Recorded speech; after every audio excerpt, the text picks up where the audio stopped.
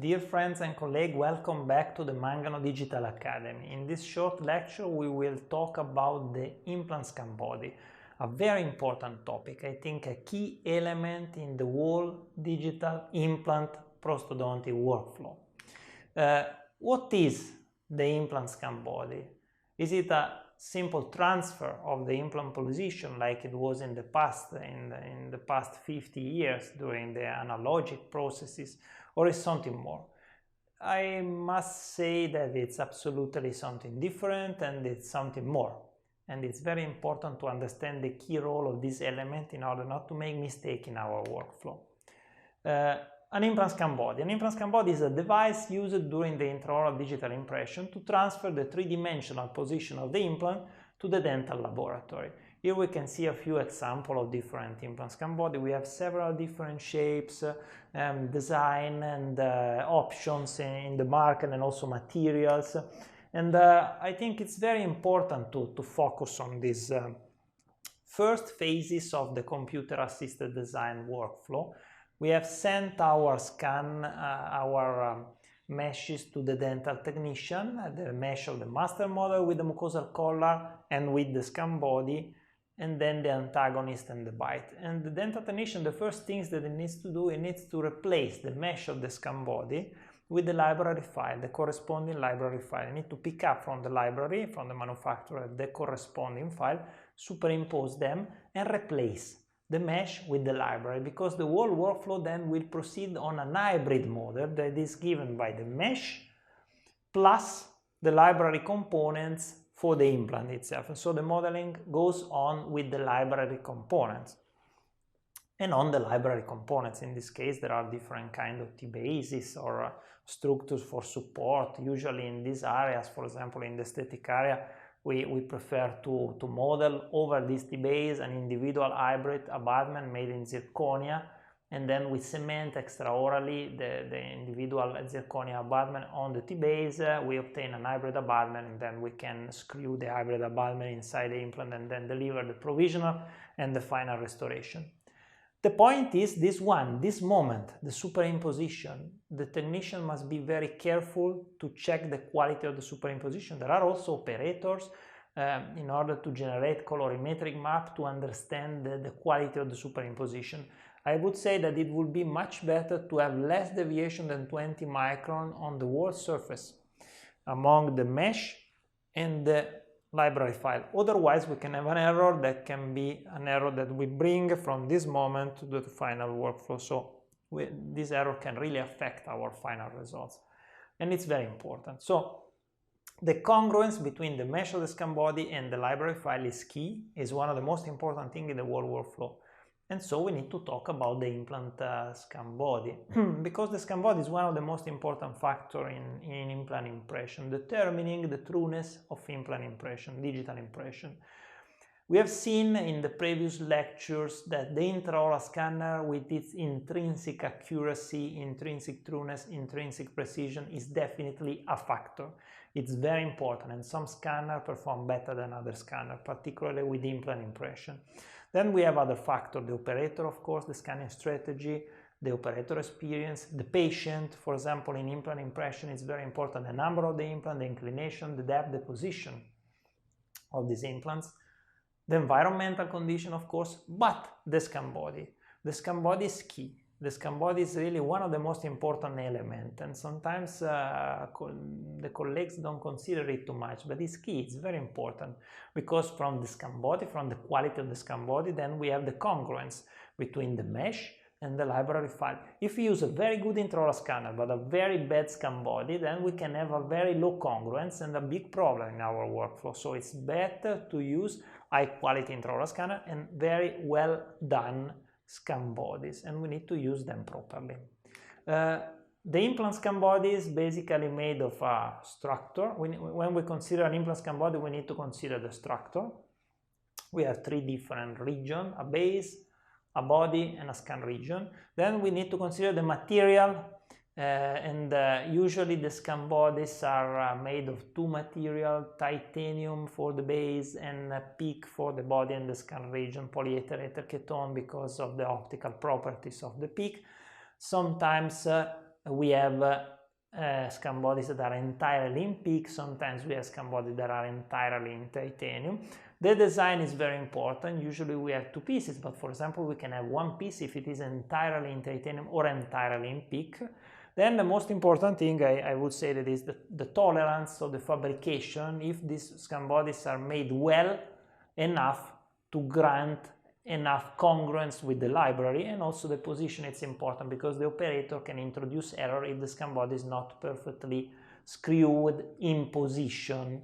Sometimes my colleagues, they also take a radiograph to control the perfect positioning of the Scanbody, particularly when there are high mucosal collars, so the gingiva can represent a issue because it's not so easy to position the Scanbody. Anyway, the structure. Let's talk about the structure a little bit. We have, as I told you, a base that is the area connected with the implant. Usually they are screwed in. Then we have a body, and then we have a scan region. The scan region is a flat surface, usually a little surface on the top of the Scanbody that helps the scanner to recognize it and to superimpose the library over the mesh of the Scanbody. As we can see, we can have one piece Scanbodies all in PEEK like this one from the Straumann company. We can have also two pieces metal and PEEK. Usually we have two pieces because the one piece Scanbody is very often damaged during use. We cannot reuse too many times. Sometimes also the producer suggests to use it one time and then to trash it because the PEEK can undergo distortion when it's screwed into the titanium, particularly at the level of the base.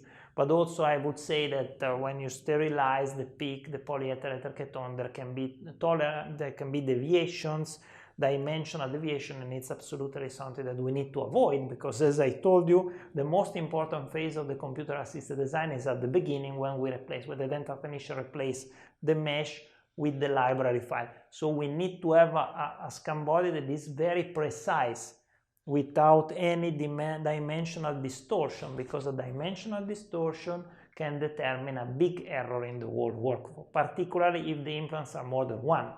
We can have a multiply error, and so we need to avoid it. The base is responsible for creating the mating surface between implant and Scanbody. It can be in metal on PEEK. Usually it is in metal. It's preferable because no distortion. Basically, PEEK is weaker. It can undergo distortion not only after repeated use, after screwing and unscrewing many times, but also after the sterilization, as I told you. So probably the best solution would be to have a metal base, but of course we need to consider that sometimes when we have, particularly with conical connection implant, it's quite tricky to work very well also the metal in this area. So usually with conical connection implants we can expect a sort of displacement in zeta in height because of manufacturing tolerances, because a little mistake in the production, in the manufacturing of this area can determine a different position on the zeta level of the Scanbody. It's something a little bit unavoidable, but of course we need to consider that if you use a Scanbody with a PEEK base, you should be very careful during the control of the torque, during screwing. The operator should carefully respect the indication given by the company, and at the same time care should be taken, avoid repeated connection and disconnection. Let me say that these Scanbodies are more or less for one or for single use, disposable. They should be considered a sort of disposable device. They are very precise if used as disposable for single use. If you use it many times more, then they can lose precision because this base in polyethyl ketone can undergo distortion and the quality of the final impression can be affected by this. But as I told you, even with a base in titanium we can have the zeta effect, this problem in presence of implant with conical connection, particularly if it's deeply tapered. There can be a displacement of the Scanbody when tightening into place. In fact, conical connections are more difficult to produce, to manufacture, to fabricate, and a little error, a little tolerance on the zeta axis has to be expected in this case, even with the base in metal. If we talk about the body, there are a lot of different designs, and usually different company created different design. The body extends from the scan region to the base and is made of a variety of materials, including, once again, polyether ketone, titanium alloy, aluminum alloy, sometimes resin. When we choose the material, we need to consider the machinability for the tolerances of the fabrication, of the manufacturing tolerances, because it's well known that the PEEK, polyether ketone, has very good optical properties because it does not reflect the light, so it's much better for the reconstruction. It tells the software to reconstruct the piece very well, but at the same time the PEEK is a difficult material for the tolerances inside after manufacturing. It's difficult to control the PEEK during manufacturing because also there are deviations, the dimensional deviation determined by the temperature. So there are pros. So the optical properties are something absolutely that in favor of the PEEK, but also there are some limitations when using the PEEK, the polyether ketone, for the body of the scan body, because of course the PEEK is less machinable than, for example, titanium. Titanium is more machinable, it's more easier to control the deviation during the manufacturing process, but at the same time, of course, the optical properties of titanium are very bad compared to the one of PEEK. So most of the scan bodies have the base in metal and the body in the scan region in PEEK, and they are two pieces assembled very well by the companies, because of course two pieces scan body must be assembled, and once again assembly can be an error, so we need to avoid scan body that can be disassembled or reassembled by the clinician, because there can be introduced a lot of error that we need to avoid absolutely. So in case of metals, for example, one piece scan bodies could be preferable, and even if the optical properties are not perfect, they can be, for example, sandblasted, and if there's a perfect control, they can work very well.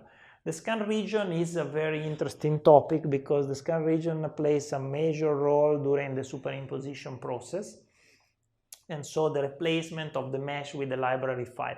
At the beginning, the producer created a lot of different designs that were quite complex, but these designs in real didn't tell very much the superimposition. One of the best designs is a short, not too wide, flat intaglio surface on the top of the scan body, so the scan region, easy to scan and quite easy to use from the side of the software for the superimposition. So the best fit can be facilitated by this kind of architecture, but we need to remember that technically this flat face should not be too extended, because if it is more than 20% of the whole surface of the body of the scan body, it can be a problem, because in case of an incongruence between the scan body mesh and the scan body library file provided by the manufacturer, a too extended flat surface, a too extended intaglio can attract too much. I mean, if the software doesn't find congruence at the level of the diameter, at the level of height, we can have an attraction, a fatal attraction based only between the mesh and the library file, based only on this surface, and this can represent an error because there can be a shift, a movement that we don't want of the implant from the actual to the virtual position, and so we can have a mistake at the very beginning. So the concept is the scan region must be very simple, the structure must be very simple, not too difficult, and the area of the scan region should not be too extended, this intaglio area. The accuracy of digital intraoral impression is deeply influenced by the geometry of this implant scan body. We have several researches published on this topic, but still not enough, because we really have a lot of producers of implants, we really have a lot of companies producing scan bodies with different features, different characteristics, different geometry, and we still do not know enough about the whole process. So it's really a topic that needs to be further addressed, investigated by the scientists and in the literature in order to gather more information. Basically, I have now to talk to you about two studies. One is a clinical study and the other is an in vitro study that we performed together with Mario Imburgia and Henriette Lerner. The first one, this is a continuous scan strategy, a novel technique to improve the accuracy of intraoral digital impression. The first author is Mario Imburgia, my good friend, who conceived and adopted this technology, the continuous scan strategy, in order to scan bodies and to obtain very accurate digital implant impression with a little trick, as you can see here. There are three clinical appointments. The first appointment is the intraoral scan with the continuous scan strategy. The second appointment is to check in of the replica or metal of the final prosthesis, a try-in metal usually. And then there's the third appointment, the delivery of the final monolithic zirconia restoration. Can be bridges, can be also full arches with this kind of protocols. And the protocol works because it's extremely accurate. Here we have this one piece metal scan bodies, in this case of a partially edentulous patient, and these scan bodies are connected each other by means of thermoplastic resin and composite resin. And this connection helps the operator to capture a very high quality scan, a very true scan, and therefore to transfer all the relevant information to the dental technician. It is very important that the dental technician in the first phases of the computer-assisted design software check accurately the congruence between the mesh of the scan body and the library file. These scan bodies are very good because they are manufactured very well and they help a lot, even if they are one piece, even if they are in metal, because they have a little bit of problem with because of their optical properties. But from the other side, the machinability, the tolerance in the fabrication and the control and the geometry, they are almost perfect. So we can see that after all, we have a try-in that is almost perfect, in this case controlled also with radiograph. Try-in of the structure in polyurethane, but it's better to make it in metal directly, to mill the try-in in metal. And then there is the final partial prosthesis that can be delivered to the patient on the third appointment. And here the final results. The paper has been published in the European Journal of Prosthodontics and Restorative Dentistry last year in 2020. And the results were pretty satisfactory, both for cases of partially edentulous patients with long span prosthesis in zirconia, but also for the full arch, and also in case of 6 or 8 implants, so a long span restoration like the full arches.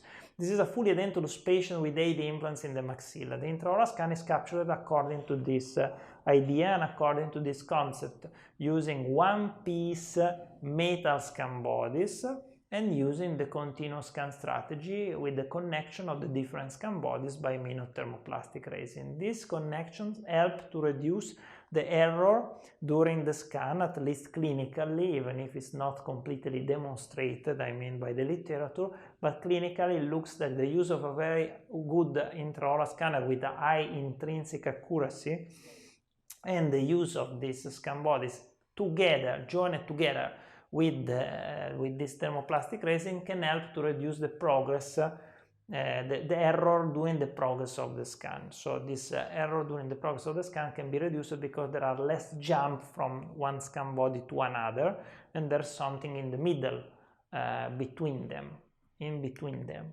And this information is then transferred to the laboratory, and once again the laboratory needs to be very careful during the modeling in the first phases, because for each single scan body, particularly for the full arch impression, it's very important to have less deviation than 20 micron for each replacement of the scan body mesh with the library file. If these criteria are respected, then we can expect to have a full arch that fits perfectly. This is the replica milled in metal. As we can see, it's very important to mill perfectly the connections, and after that it works perfectly clinically. So the delivery of the third appointment is possible to deliver the full arch restoration in zirconia, and we have a follow-up of 1 year with high success rate in terms of implant survival and also survival and success of the prosthetic restoration. And it's extremely precise and it works very well, as demonstrated by Mario Imburgia in this study, and it's, I think, very, very relevant, because until now the literature on the full arch implant rehabilitation by means of intraoral scanner, a full digital workflow, in this case without a model, is scarce. The literature is lacking, and a lot of systematic review of the literature, they refer to old studies and they say no, the process is not accurate enough to grant a perfect marginal fit, to grant a passive fit, to grant a clinical success. This is not true if all the steps are considered and well respected, and the rules are perfectly respected, and the protocol is repeated carefully. So very, very accurate intraoral scanner, very well done Scanbodies with very little manufacturing tolerances, a scanning strategy that used disconnection among the different Scanbodies, and a careful technician that really carefully check every single replacement of the Scanbody mesh with the library file inside the computer-assisted design software. These are the most important things. Also, the milling unit is key, because the connection must be milled perfectly. But if everything, all these steps are respected, then we can get to the success, because we have all the tools available now to go to the full arch. Here another case, in this case 6 implants, in this case connected with resin, the different Scanbodies, and once again everything is transferred to the dental technician. The dental technician model the final restoration. The restoration is first tried like a in metal, and then delivered to the final as a final restoration to the patient, monolithic in zirconia. Maximum precision must be obtained with milling the engagement of the T-bases in the prosthetic structure. This is key also. So not only the intraoral scanner, not only the Scanbody, but also from the clinical point of view, the milling machine is key, is very important. And here is Mario's recipe for the good results. We need to use an accurate intraoral scanner. We need to use, in this case, Onepiece metal opaque Scanbodies with very little manufacturing tolerance. The scanning strategy uses thermoplastic resin to connect the different Scanbodies. The dental technician carefully checks the congruence between every single Scanbody mesh and its corresponding library file, and if the error is more than 20 micron, then the impression is sent back to the clinician. And then we need to be carefully, the dental technician needs to be extremely careful when milling, because custom T-bases and libraries are very important. Maximum precision with milling the engagement of the T-bases inside the prosthetic structure. So the congruence. We could say in general terms that we have a very good congruence with an error that is less than 10 micron, but the acceptable threshold is 20 micron. If I have an error, a lack of congruence, so a difference, a dimensional difference between the Scanbody mesh and the library file of more than 50 micron, we absolutely need not to go on. Particularly in the full arch cases, we need to send back, the dental technician should send back the impression, the digital impression to the clinician, asking a new impression because something went wrong, and also the tolerance of the fabrication of the Scanbodies should be checked carefully. And this is the last part of this lecture, and a very important question: what are the tolerances of the implant Scanbody for the manufacturing process? Is it reliable or not? And I try to understand it, and I try to compare in a recently published paper, published this year in 2021 in International Journal of Prosthodontics, and now I had to print. I tried to compare these 6 different types of implant Scanbodies. I wanted to understand if the company make this Scanbody really well in terms of precision. And these Scanbodies were checked and inspected by means of optical microscopy and precision probing with a Renishaw. With repeated sessions, and basically the design of the study was this one. I bought from the market 5 samples per type, so we had 5 per 6, a total number of 30 samples, and we evaluated carefully the quality of the manufacturing process for each one of these samples in order to get a number and get information on the precision of this digital transfer. And the study was basically based on 3 steps. The first step was the computer-assisted design evaluation of the library files in order to get the reference data. Then we went for the volumetric analysis of the Scanbodies, and then we compared the references with with our measurement in order to understand the manufacturing tolerances of the Scanbodies. It was very interesting. We did it with the help of the structure of CAD 4D in Flero, Brescia. The first evaluation was the evaluation of the library files, and it was very easy because library files are very easy to handle and calculate.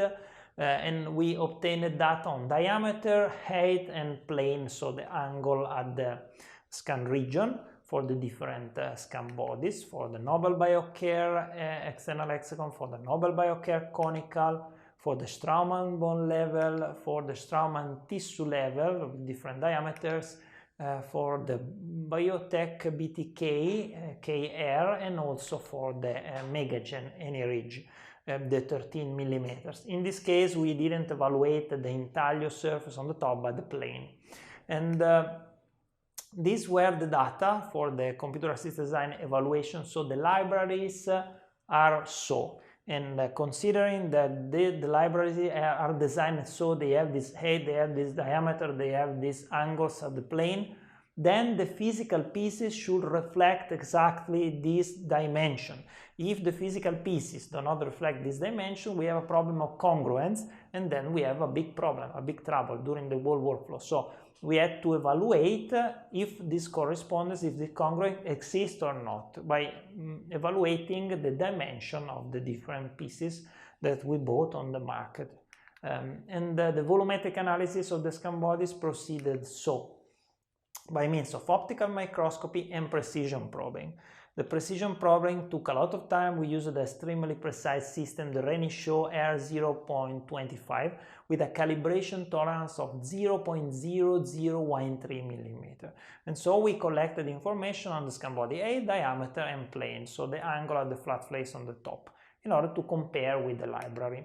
And these are some videos showing you the optical microscopy. We used the QV1 Smart Scope Flash 200, and all these evaluations have been performed by engineer Abrami in CAD 4D Flero in Brescia.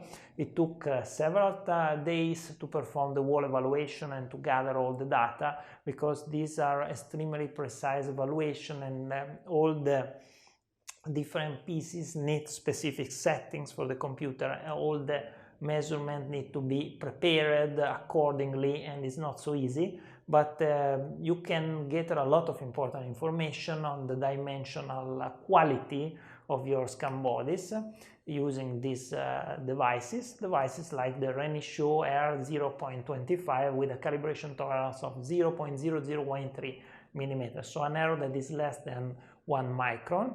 And so we have physically inspected all our different Scanbodies with the Renishaw, with the precision probing, that is the highest possible, highest quality evaluation for the structure of the different Scanbodies, as we can see. So all the different samples that we bought from the market were evaluated so, in order to understand if there is a random error among the different pieces within the same group, for example, but also in order to understand if there is a deviation from in the physical pieces when compared to the library. That is the most important thing, because the congruence depends by the quality of the superimposition, and the superimposition cannot be good if the Scanbody has manufacturing tolerances that are too high, and then can affect the whole process.